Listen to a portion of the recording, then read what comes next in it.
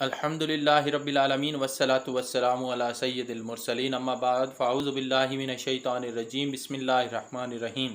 आप देख रहे हैं R.Q क्रिएशंस और मैं हूं आपका होस्ट राव क़य्यूम सईद। और आज का हमारा टॉपिक ऑफ डिस्कशन है दुआए क़द्ह मुअज़्ज़म की फ़यूज़ व बरक़ात।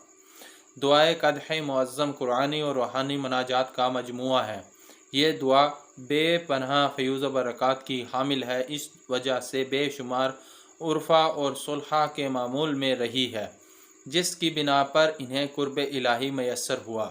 इस दुआ के पढ़ने का बेपनाह अजर और सवाब है। जो शख्स रोज़ाना इसे एक मरतबा पढ़ेगा, इसके हर काम में खैर और बरकत पैदा होगी।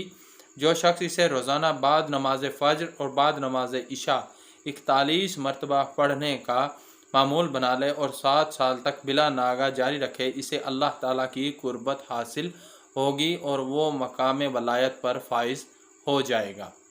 अगर कोई शख्स इस दुआ को रोज़ाना पढ़ सकता हो तो इसे चाहिए गाहे बगाहे जब मौका मिले तो इसे पढ़ ले। इंशाअल्लाह ताला इसका खात्मा बिल ईमान होगा।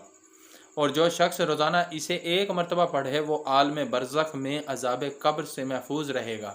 इसकी कब्र को कुशादा और रोशन कर दिया जाएगा। यौम आखरत में बिला हिसाब किताब बख्शा जाएगा।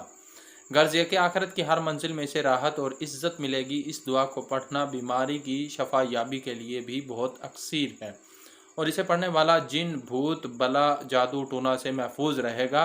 अगर किसी मकाम पर काले इल्म का असर हो तो इस दुआ को 11 मरतबा रोज़ाना पढ़कर पानी दम करके मकान के चारों कोनों में छिड़काएँ। इंशाअल्लाह ताला हर किस्म के बुरे अमल का असर ख़त्म हो जाएगा, बल्कि अल्लाह ताला की रहमतों की बारिश होगी। इसलिए हर शख्स को चाहिए कि इस दुआ को कम अज़ कम एक मरतबा पढ़ने का मामूल बना ले।